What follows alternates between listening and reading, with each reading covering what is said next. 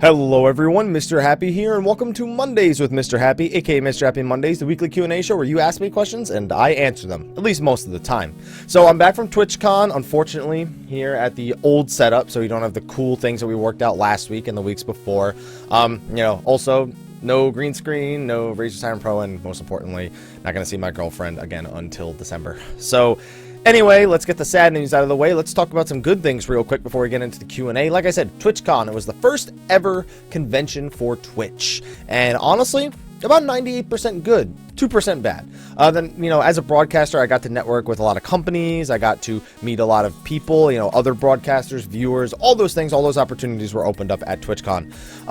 The only 2% that was bad was the TwitchCon after party ran into some issues. Twitch had hired a third party to manage the party because, Twitch wants to go to their own party after months and months of planning their inaugural convention. Unfortunately, that ran into some complications. I ended up not even going to the party because I couldn't get my girlfriend into VIP with me because they wouldn't even let her, we would have had to go to general admission, and then once we're in the convention, she wouldn't have been able to follow me up to VIP without us, I don't know, maybe sneaking her in or something like that. But I don't want to do that at the first ever Twitch convention. I have to sneak in my +1 just because there was a flaw in the system. There were Twitch employees having trouble getting in. I saw a lot of League of Legends streamers having trouble getting their girlfriends in. There was basically a line of people who basically said, I'm here with my girlfriend, I'm not leaving her, because I have a VIP pass and she doesn't. And we're not going to both go wait on general admission because then it's no different because then, VIP versus non-VIP. So it's all kinds of weird. Twitch seems to have learned from it. There's been a lot of tweets to and from Twitch employees, and they definitely say they have some some things to learn for the next one. But overall, positive experience. If they hold another one, which I'm almost sure they will, I highly recommend going to it. It's a great place to meet other viewers, people who are like-minded, and if you're a broadcaster, you're looking to network with people, learn some of the secrets of what other broadcasters do. Of course, it's a great place to go for that as well. But anyway, I've already killed a little bit over 2 minutes, or almost 2 minutes of your time, so let's get into the thing you actually came here for, the questions. Alright, we have our first question here. Hi, Mrhappy, esoteric bonus for you. Wait, yeah, okay, esoteric. It's been a few days since I played 14, guys. For some reason, I thought that was level 50 currency. Repost from week 58. Following your video on what Square Enix can do for middle-core players, I have a quick question to ask. Assuming Square Enix will not implement either option suggested in the video, do you agree that they should open up Alexander Savage for the Duty Finder now? I don't think that makes middle-core rating. Okay, so there's two different forms of accessibility in MMOs. You have accessibility via difficulty, meaning it's not something that's very difficult and anybody can just kind of jump into it and see moderate success. The other way of accessibility is any sort of additional barriers that are required. For example, having a static group jumping into Alexander Savage. That's really the biggest one. Gear, another example of something that can be something that prevents accessibility. By lowering one barrier here, you're not actually creating middle-core raiders, you're just making it so that people without statics can go suffer in Savage. The difficulty is still set above what most middle-core groups would like to be participating in. And one of the suggestions that I had spoken about with friends, but didn't actually put in the video, was they could just put more bosses in Alexander. But of course, Yoshi P, the main reason why I left that out of the video, and I still regret doing that, is that Yoshi P's already said, if you want more bosses, the patches are going to take longer because, they have a very small team. They need to hire more people. I think that ultimately what came out of that video was they need to hire more people to make content that's a wider range, or make it so that Savage can, cover both middle and hardcore, going from, the beginning of it, which really is middle core as it stands right now. It's very hard for some people, but the first two Alexanders are generally considered to be upper middle core, with 3 and 4 being true hardcore difficulty. There's things they can do to improve. We are going to learn if they've taken the feedback from Savage and how they're going to apply it. I'm interested to see what the result of that is going to be in 3.2, but we still got a few weeks for 3.1. European data centers coming out middle of October. So let's take things one step at a time, okay? I don't think putting it in the Duty Finder will be a solution.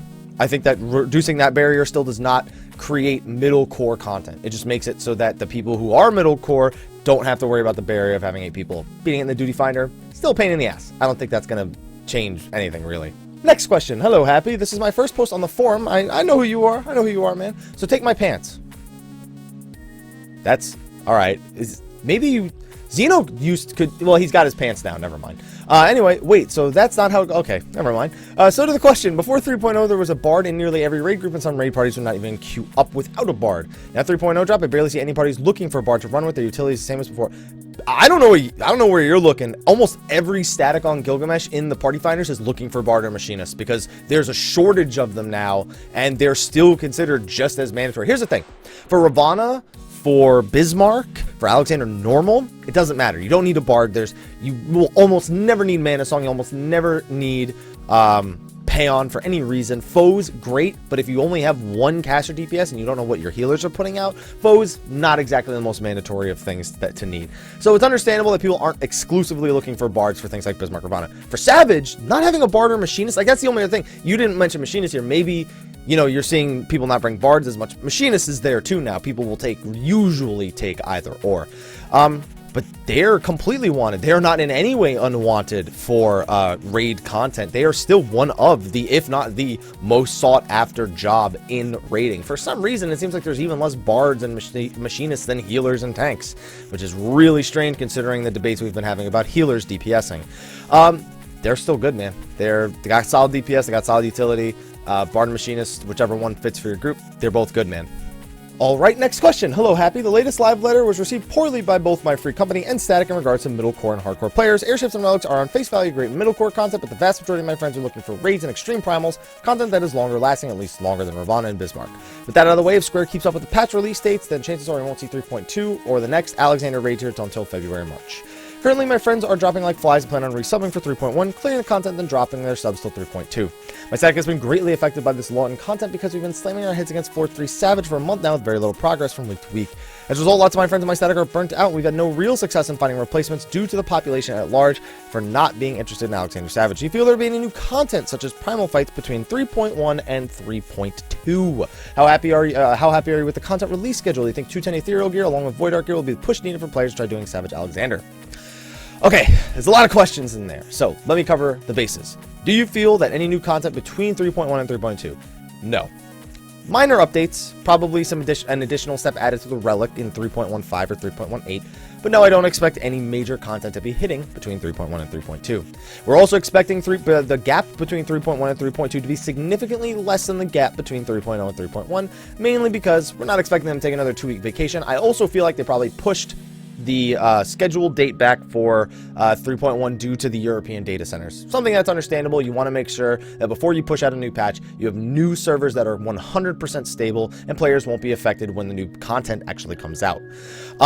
So no, I don't expect that. Let me just cover these one at a time. How happy are you with the content release schedule? I'm perfectly okay with it. I just beat A4 Savage, like, what, 3 weeks ago? It's almost 4 weeks at this point. I'm good. Like, that lasted me a pretty long time. And honestly, I don't think I'm the right person to even necessarily ask that question, because content release schedule, as long as it's not like 6-7 months between a patch, I'm generally okay with it. The hardcore patches generally last me a pretty long time, especially because as more of them come out, I can take my older classes through the older content, learn how to play them a little bit better now that I actually have raids that I can enter with my alternate jobs and actually get some more experience on them, since I don't get to go into Savage with things like Astrologian or Warrior or anything like that. So to me, content release schedule, probably not the best thing to ask. I'm unbothered by the 4.5 month wait for 3.1 in total. You know, it's probably about 5 weeks from now. Still, I can understand people's frustrations, you know, the worry that this will continue as the gap between releases. You think that 210 Ethereal gear along with Void Arc gear will be the push needed for players to try doing Savage Alexander? Honestly, if you're not pushing with the 200 gear we already have now, I don't think this is going to change it, because the 200 gear we have now is already more than sufficient to do 1 and 2, and it's beyond sufficient to do 3. 4, still up in the air. Even with the right gear, even using the cheese strategy, there is still some growing pains there. It's also generally considered an uninteresting fight, and that's an opinion that I agree with. Also, 210 Ethereal gear, very rare. The whole point of the Free Company airship thing is to get you together with your friends and go out and kill stuff. That is pretty much the point. You to go out with at least your Free Company friends if you want to maybe go take the airship from Ishgard. Overall, though, See, these things just are not great questions to ask me in particular. I'm unbothered by them. You know, I'm somebody who's gotten to see all of Savage Alexander. I'm somebody who farmed the hell out of Ravana when the fight first came out. I'm somebody who still does Alexander normal on a weekly basis. I cap esoterics on 2 characters. I'm working on a 3rd one for a Let's Play series, and one of them for, you know, alt rating, for loot stacking, for 3.2. So overall, I'm in prep mode for 3.2 as it is, and I've got plenty of other games lined up for me to play. Guild Wars 2 Heart of Thorns is coming out. WildStar goes free to play very soon. You have Blatant Soul coming out next month. You have Fallout 4. I'm somebody who's almost happy to have these downtimes because all my life I've ignored games because I play MMOs. Final Fantasy 11, I played almost no new games in the 7 years I owned Final Fantasy 11 because I was addicted to Final Fantasy 11. I'm glad to have these downtimes. I'm definitely not the right person. And the attitude your friends are taking is the right kind of attitude. There's nothing wrong with that. You know, subbing to 3.1, maybe they end up liking Lords of Verminion. Maybe they end up liking the airship and they stay a little bit longer than they say they will. But there's nothing wrong with that attitude. You know, unsubbing till 3.2. There's nothing wrong with that. It's not even doom and gloom. It's smart. It's being a smart consumer. That's all it is. If you're not interested in something, even though if you enjoyed what it was when it first came out, but it's not something you plan on repeating, then you save the money. You know, that's not doom and gloom in my eyes. You just got to make sure when you come back, you're not hindered in any way because, you know, you left your static group, you bailed on them because you were bored or something like that. That can screw you over pretty hard. Anyway, don't worry about your questions being quote-unquote doom and gloom because they're fair questions, you know? And I hope my answer was fair to you as well, that I'm not necessarily the right person, and those are my general thoughts on the release schedule, the, you know, between content and, you know, if people will make a push for Savage. Speaking of Savage, we have another question. Hey, Mr. Happy, I have some food of your choice. I will take Urchin Loaf. Thank you. What's the best way to handle A3 Savage from a learning perspective? I was trying to let our white mage solo heal like they will be doing, but I'm getting some complaints that from them that the scholar should just heal to see mechanics. I don't really see a benefit since they are going to have to learn solo healing anyway. So, one thing that... Okay, I'm not a healer. So already, this answer, again, kind of like the last one, little skewed. I'm going to repeat to you what I noticed healers doing when we were learning it. When you're very first learning a fight, yes, heals. Supplement them. Learn where you can use things like Asylum in order to make solo healing easier as a white mage, but don't force your scholar to DPS right off the bat because you saw another group doing it. Same as a scholar, learn when do I need to turn off cleric stance and throw out an indom to help with AoE heals. When do I need to do a deployment maybe on the main tank, again turning off cleric stance. Is there any point in the fight where maybe we need a sucker from me? Which fairy am I going to be using? But it's easier to learn these things when you're initially healing and then move over to DPS. Look at all your spells and be like, okay, what can I cut out of my healing rotation and move over into my DPS rotation? That is how I've always seen healers support fight. Sometimes when they're fucking around, they'll just DPS right off the bat, and then eventually you figure out, okay, where do we need the healing, where don't we need the healing? See the mechanics first, determine when and where you need the healing, analyze other people and where they're healing versus not healing, and slowly incorporate that until you reach a comfort level where the scholar is almost full-time DPSing in certain phases and is helping you full-time in other ones. Take it one step at a time. Don't try to jump ahead to what clear groups are doing when you are still at a progression state. Go through the whole progression step and don't try to cut ahead of the line. That's my best advice. Next question. Hello, Senor Feliz. Sorry, my bad French. It's not my first language. Hope you understand. Long-time follower and asker. Let's do some speedruns. Yeah. I have some questions that I already sort of made my mind on, but like on the doctor, you need a second opinion. I like that. I'm a full-time scholar summoner, and I'm changing jobs on the go, but I hate to reset my stats every time I swap. Maybe this is old, but how do you recommend me split my 35 points? Currently all vit. Do not go all vit. Ever. Do not ever go all vit as a DPS or a healer or anything unless you are desperate for health. And even then, you'd probably split it between like vit and your main stat. Honestly, if you're switching that often and you're not doing savage, split it down the middle. Do 18-17 or 17-18. Honestly, some people just go full int and say, fuck it, I don't need the mind on my scholar. Some people just do that and they never change it back. And some people do the vice versa, you know, I don't play my summoner as often as my scholar, so whatever, I'll go 35 mind. Don't go all vit. Either split it straight down the middle. Obviously, you can't go straight down the middle because it's an odd number, but, you know, with 1 point leading in either direction. Or just go all into one, depending on which one you play more. 2, what do you think of the new hairstyles? I honestly didn't even look. I'm just going to skip this one, sorry. 3.1 will bring new relic weapon. Should I finish mine now? If finish depends on how close you are. If you're, like, on the step that'll make it a Zeta, sure. If you haven't even started it and you're on a Zenith, dude, I don't know what advantage it's going to have. I don't know if it's going to be worth doing Zenith through Zeta. Yes, it's easier, but it's Zenith through Zeta.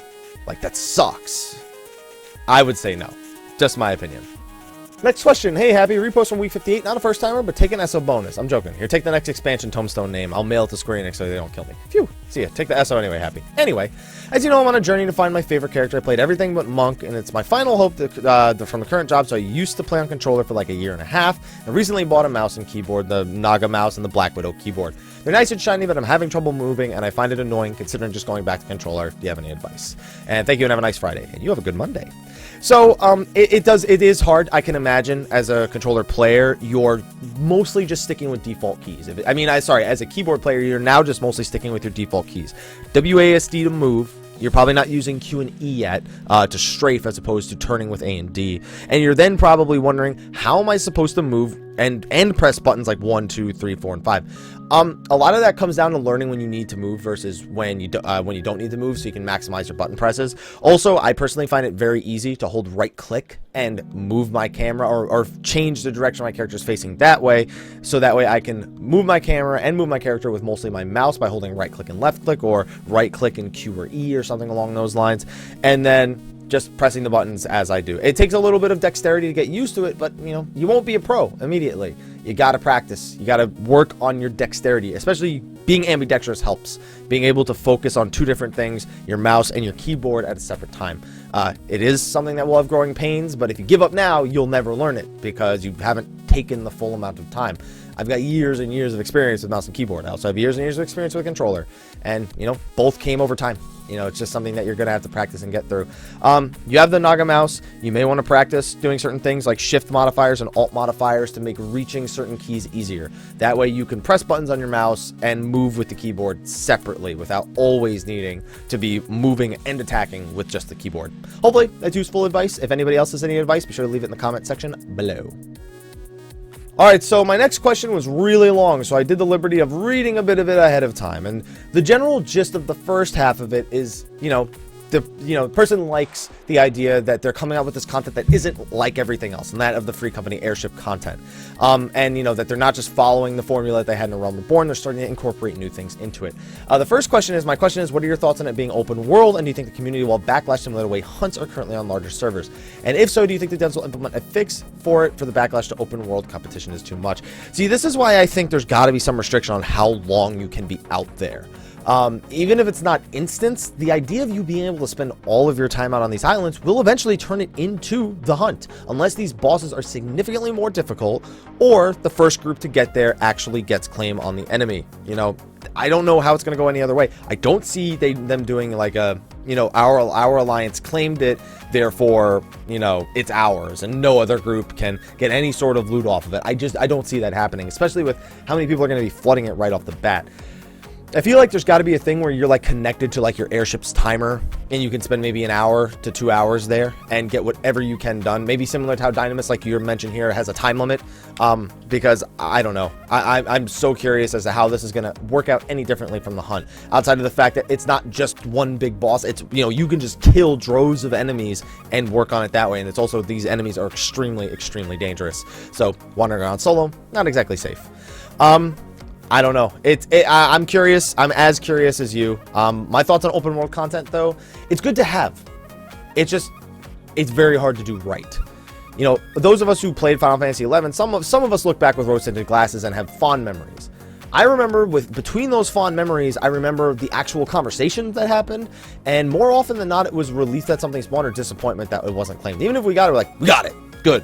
And then it was an easy fight from there almost every time. There's very few bosses that were an actual threat out in the open world. Once you were a seasoned veteran within the game itself. It also makes kind of getting, the thing is, it's accessible. It's open world means it's accessible. People should be able to get into it fairly easily. I am curious, as you, about how it's going to work out. I think that's the best answer I can give because I have no insight. I don't know any more than you know.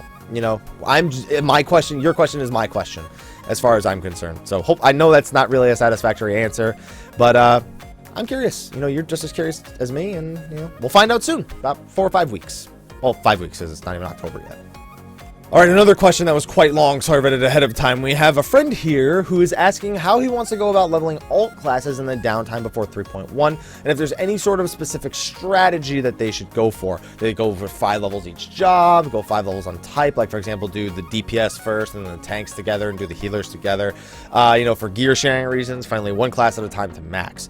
I like to do 1 class at a time to max. That's what I like to do. I'm not saying it's the best, but I sort of take a combination of what you do. So what I'll do is I will do like a tank to max. I'll do the other tank to max. I'll do, in this case, I still have to do Paladin, the 3rd tank to max, or I'll do it with the healers. Then I'll do the DPS last. Like I do the tanks and the healers as much as I hate it, because then I have to deal with shitty queues for like all of the final leveling process. So that may not be something you want to do.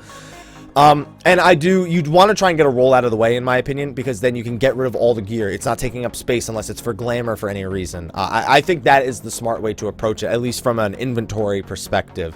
I'd say level them 1 at a time, because it gets really, really annoying trying to do, like, just imagine trying to do 51 to 52 on all 3 tanks. You imagine like Dusk Vigil. Okay, I did it. First one's at 52. Woohoo, I'll move on to the next one. All right, get my Paladin in the 52. Oh god, I don't want to see Dusk Vigil anymore. Get the 3rd job to 52. I can't even get the next dungeon until 53. This sucks. You know what I mean?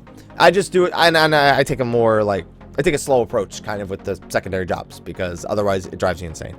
So my recommendations, 1 at a time, do the same roles in order, but of course there's no right way to do it. It's ultimately, how do you want to do it? There's no right way, there's no wrong way. It's all preference. Next question. Hey, Abby, 2 light questions about the leaders of the city-states. What is with the horns that Conjured leader and the Gridania leader have? It's a new race, or are they blessed? Oh, so they are what is known as the Pajal, or the Pajal, depending on how you want to pronounce it. And they are basically the children of elementals and people. I know they're the children of elementals, but there's like way more to it than that. Like, I am giving you literally the highest level explanation of it, but they are special. They have special qualities, as you've seen, that set them apart as a race. Yes, they do look basically like Cures with horns, but they are the Pajal. That is what they are. 2, other than Gridania's leader being a white mage, the leaders of the city-states have fighting styles that are currently not playable. Also, Thancred's throwing knives, fighting style. Oh god, not Thancred, please. Do you think the shotgun, dual swords, or throwing knives are hints of future classes? Any interest? They might be, but nothing anywhere in the immediate future. Of course, people thought that Mrhappy would be musketeer. Everybody thought that. Everybody thought that Raban would be, I guess, sort of a new job off of Gladiator. Here's the thing, though. They are actually, I don't think any of the city-state leaders are jobs. I think that most of them are classes. I think the exception might be Y'shtola, who we see cast what looks like Holy 2 at some point in the main story. But for the most part, most of the main characters are considered to be classes. And Thancred's a fucking mess. Thancred was supposed to be a bard in 1.0. Bard thematically, like he's a wandering bard. He tells stories, kind of like the minstrel. He's then shown to us as a gladiator in A Realm Reborn with his abilities and his fight style. And then all of a sudden we find out he's a rogue. Like, I don't even know what the hell's going on with Thancred. Maybe not even specific jobs, but specific playstyles we may see in the future. I don't think that they are going to see anything in particular that references directly them. They are unique. Their characters are made to appear unique, and I don't expect that we're going to mimic those characters and their fight styles in any immediate fashion. All right, next question. Hey, Mr. Happy, longtime viewer, first time question. I hope you're having a great day. I hope you're having a great day too, man. It's Monday, so it sucks for most people. My question has probably been asked in the past, but if it hasn't, I'd love to hear your thoughts on it. Let's see. Basically, since the relic weapon from Nova Stage onward was customizable, I think we'll eventually introduce gear reforging in the future. I've been following the live letters, content updates, and haven't seen any information when I ask about this. Don't worry, they haven't mentioned anything about it, so you're not missing anything when you ask this. So, reforging gear has been something that has been talked about a lot in the future. In the past. You can't talk about things in the future. I mean, you can talk about things in the future. Anyway, we're getting sidetracked. The problem with gear reforging in Final Fantasy XIV, not enough stats. Like, honestly, all that's going to be is me turning all my skill speed into crit or det. That's ultimately what it's going to turn into. And for some people, it'll just be the same thing. Like, I'll just take all my spell speed and turn it into determination. Or I'll take my my whatever. You know what I mean? Or I don't need the accuracy. I don't need as much accuracy on this gear. I'll just make a critical hit rate. You know, whatever is officially rated as the best stat, that's all reforging is going to do. So unless they give more dynamic stats and you have sort of minimums you want to hit, like, oh, you know, for my rotation, I want to hit exactly this amount of skill speed, like Dragoons have with 590 skill speed. It adds another depth of looking at your gear set and making you really think about your reforges. So until we get more depth in our stat choices, I don't want, or I don't think, I shouldn't say I don't want, because I do want reforging. I don't think it fits until we have more interesting stats to deal with. And you have a bonus question, you think dwarves will be in 14. We have horses, so I won't say no, and we've had dwarves in previous Final Fantasy games, but I think dwarves might be a little bit out of Eorzea's history, or like the realm of history for Eorzea specifically. Just because it's been in previous Final Fantasy games, we still have to think about Eorzea as, or Hydaelyn even, you know, the entire world of Hydaelyn specifically, and wonder if it's something that fits there. So, I don't know, it doesn't really seem like a world where dwarves specifically would dwell. So, I'm gonna say they could, but it would, like, they'd have to have a lot leading up to it. Alright, next question. Always a pleasure, Hap. Congrats on your A4 clear. Thank you. Not a first timer, so you can borrow my Forbidden Fourth Mudra. I don't need any more buttons. 2 quick questions. 1. In Ishgard walkthrough before Heavensward release, Yoshi P and friends took us through Ishgard. There were a couple of instances where they cut away a couple of times because something popped up on screen we're not supposed to see. I've yet to guess what could possibly have been. Any ideas?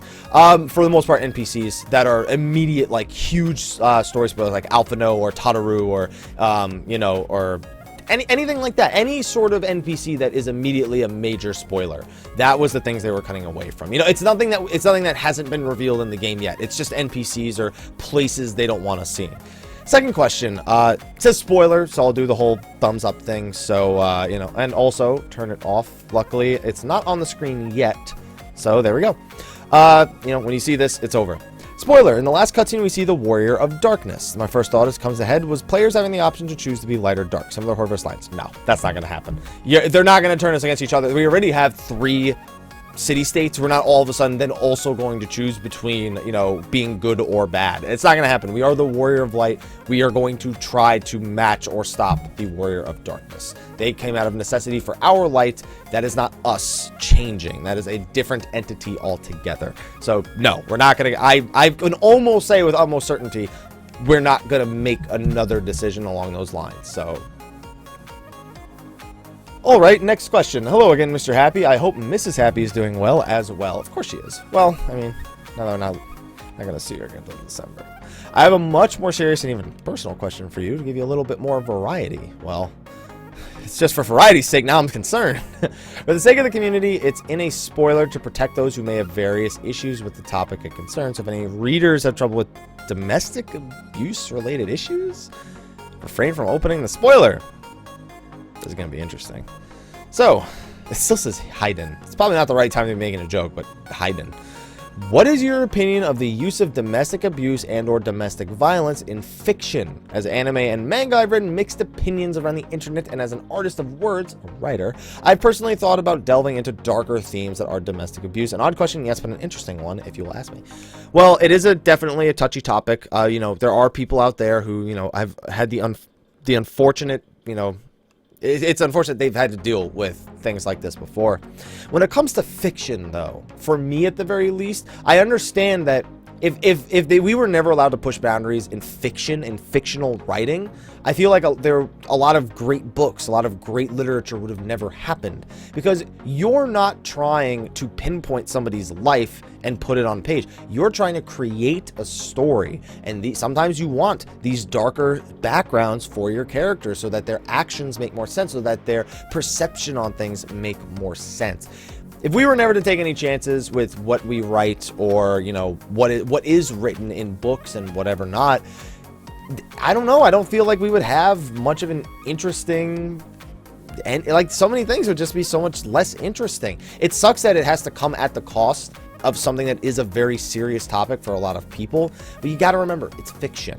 It's not a real story being retold, and it causes you to create these emotions towards these fictional characters. You can hate a fictional character, and guess what? Nobody's hurt for it. You know, you can like a fictional character, and guess what? Nobody's hurt for it, because the author is trying to make you feel these specific ways, make you hate the specific individual, so when something happens, you know, you're really happy to see them get theirs, or, you know, you can't believe something happened. So, like I said, it sucks, yes. You know, I've known people growing up who have had to deal with domestic abuse, but it's fiction. You know, you just have to be able to have that freedom in writing, or I don't know, things would go stale at the very least. It's definitely an interesting question. So thank you. I'm gonna move on to the next one. Short question, repost from last week. Hey, Happy, I have a question for week 59. Here's an ESO bonus and some steak. If the Samurai's ever added to 14, would you want to see it as tank or DPS? See, that's a little different. Most people ask, is it going to be a tank or DPS? Now, I originally wanted it to be a tank until the Dark Knight was revealed. Now I want it to be a DPS. I still think thematically it would be really cool to have as a tank. It would definitely be capable of certain things that maybe the other tanks are not, but, you know, opening up weaknesses, you know, being a little bit more mobile, similar to the Dark Knight. But that's the thing. Like, I kind of envision them doing certain things like the Dark Knight did with slight modifications. So now I'm more on the side of it being a tank. I mean, I'm sorry, more on the side of it being a DPS, but it's most likely going to be added in 4.0. So we don't have to wait too much longer to find out what it's going to be. Just wait for the next fan festival. We'll find out. Next question. Yo, Happy Man 9000. Why couldn't it be 9001? Come on, man. You missed a meme there. Not a first-time poster, so speedrun. Anyway, why did I say it like that? Anyway, as a ninja main man, when do you think we'll get access to Provoke and Utsu? Do I even want to read the second half of this question? End troll mode. Okay, it says end troll mode. So Final Fantasy 11 joke over. Seriously though, I have a real question, I hope. With ethereal gear coming out and the ability to customize their secondaries. Okay, let's be clear here. We're not customizing them. We're praying to God we don't get shitty ones. That's not the same as customizing secondary stats. You know, we don't get to actually choose what they're going to be. I like some professional advice. Obviously, crit is king and get as much as possible. But with skill speed now affecting dot damage as well as killing our TP, what would you recommend as the minimum amount? What's the minimum amount you can have with having 0 skill speed? It's not 341 anymore. It's like 381, I think. We'll go with that. Yeah. Here's the thing. Skill speed sucks for ninjas in almost every way, shape, and form. It really does. It's that bad as a ninja. It's pretty much that bad. I'm sure there actually is a minimum. If I'm thinking about the skill speed that I have on my ninja now, it's overkill. I'm thinking about what my ninja will look like with less skill speed. Will I be able to properly... Will I have enough time to fit my abilities within a certain window, like trick attack or my my dexterity potions? It's something I haven't worked out. I imagine Huton alone, plus things like Fey Wind, will be enough to never need to worry about needing skill speed or a minimum amount ever. But there may be a sweet spot that I'm unaware of or that I haven't even ever thought of, because I haven't, where it's required in order to, you know, not clip your mudras too much, but to also ensure that you fit both your potion and you fit your potion, duality, and Aeolian Edge all within your initial trick attack. So I think that point's really easy to reach, especially if you use Shasta's opener, the one that was posted on Reddit not too long ago. Just got to make sure your tanks are doing a slightly longer pull timer, and you should be okay. All right, we have another multi-tiered question, and luckily they bolded the question within all this text. So thank you. Thank you. Thank you again for coming by and asking the question. It's a question about 24-man content and free company airship content, specifically regarding party size. Do you think we will be able to? We will be required to build a full alliance from within our free company before entering? You can do that already before entering, you know, Crystal Tower. So I guess the only because here's the thing, you need 3 free company airships to go as 24 people. The question is, are you going to just take them one at a time and then form the alliance there? Or can you form the alliance and each take the airship to go out into the islands? I'm hoping you can do the former, but you can already do it before entering the Crystal Tower, so I don't see why it would be a problem with your free company to do it here, unless there's some sort of weird system in place. Also, you think it would be best to let Square Enix participate in this content with whatever members we have? You can. Yeah, if you want to just go in with 8 people, you just go over to Ishgard. You don't even need a free company with the airship. You just gather 8 people, go over to Ishgard, have it fly to a random island, and you're good to go. And you're not also forced to queue in as 24 man. Yeah, you're not in any way forced to queue in with 24 people. You can do this as 4 to 8 people if you want. Just the enemies are really fucking hard, so you need to understand it's going to take a lot longer in order to kill them and farm them. You're not forced into 24 people with this content. That's, you know, all I really need to say. You can go in with 8 to 20 people as long as you... Here's the thing, for each 8 people, you need 1 free company airship. That's all you need to remember. So if you want 8 people, 1. If you want 16 people, 2. If you want 24 people, 3. But you're not in any way required to bring... You know, I'm actually kind of curious. I wonder if you could make 2 light parties and if it would still require 2 airships. It probably would, I imagine. Just each party of 1 to 8 people will require an airship, most likely. That's my guess at the very least. But yeah, you're not forced to go in with 24 people. It's just Void Ark, you'll be forced to go in with 24 people. Not this free company airship thing. That's just the maximum you can go with. All right, next question. Welcome back to the East Coast, Happy. Did you ever find out where the Happy bonus came from? Nope. While on the subject, take 100 blank tome scripts. I need red scripts. Thank you for the option. Just a few questions. They shouldn't be too hard or long to answer. One, I find that I really enjoy PvP more than anything, excluding raiding, which hasn't been going too well, but whatever. As the main thing I do when I log into the game, I don't have a problem with that, as I find it much more enjoyable than Never Reap. The question is, how important is morale in PvP? If you are reaching the minimum item level in Seal Rock, it is useless. So as long as every piece of your gear is an item level higher than the minimum, which I think is 150, you have nothing to worry about. It does absolutely nothing to you. Those resistances, I don't think those resistances work in Seal Rock either. Pretty much all the PvP bonuses are just for the Wolves Den. That's all you really need to know. So don't worry about them in Seal Rock. 2, what do you speculate would be the most OP minion? Oh, man. That's a tough one. I'm going to go with Pudgy Puck. Pudgy Puck, you're my boy. And question number 3, what are your favorite parts of being out west? Your girlfriend's not acceptable. That's fucked up. Why can't my girlfriend be an acceptable answer? Because you know what the thing is? That was going to be my answer. Being out west. I'm a lot closer to game developers. Well, most of them. Obviously, they're not all on the West Coast, but it's definitely a better location, I feel, for the career that I've chosen. You know, I feel like I am going to be closer to developers, closer to headquarters, easier to get to places, a lot of broadcasters out there. It's just, I don't know, it's a better area. Also, the food is better. It's a little bit, it's not actually more expensive either, because I live in the most expensive county in the United States, or one of the most expensive in Bergen County. So, you know, the pricing is not really a big deal. I'd say the only thing that's not really better out there is my Mudra lag. That's the only thing that's not better, and that could depend on where I live in California. But it's probably not going to be good no matter what I do. So, please, Ninja Mudra fixes next patch. Hi. And that's it. And thanks for you, dude. Thank you. No problem. The green was actually getting to the point where I think you figured out how exactly you wanted to make it work. The green was actually getting it to the point where I think you... Oh, you're talking about last week's video. Okay. All right. I was like, what the hell does he mean green? What's you know, Kermit the frog is green, so I thought maybe. Okay, I'm gonna move on. Thank you for your question. All right, so this video has been running a little longer than I wanted to, because believe it or not, guys, it is 12:31 a.m. Yes, that is 12:30, so it is just after midnight. So it technically is Mondays. I've actually, for the last 31 minutes of this video, actually been recording Mondays with Mrhappy on Mondays. Cheating a little bit, but that's besides the point. So I'm only going to answer 2 more questions here. Again, sorry if I didn't get to your question. We had a lot of them, and some of them I took a pretty long time. But let's get to this one. Hello, everyone. Mr. Esoteric's bonus here for a quick first-time question for Happies with Mr. Monday. That was really confusing opening statement.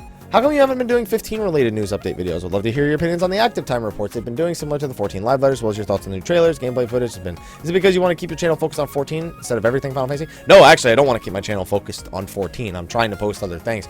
The 15 news has been so, like, not interesting. Like, it's been follow a dog through a city. Fantastic. I guess what now I know what the city looks like. Fantastic. You know, we're working on magic. We're not going to tell you anything, but we're working on it. You know, summons are a big part of the lore in the world. It's like, those things, I don't care.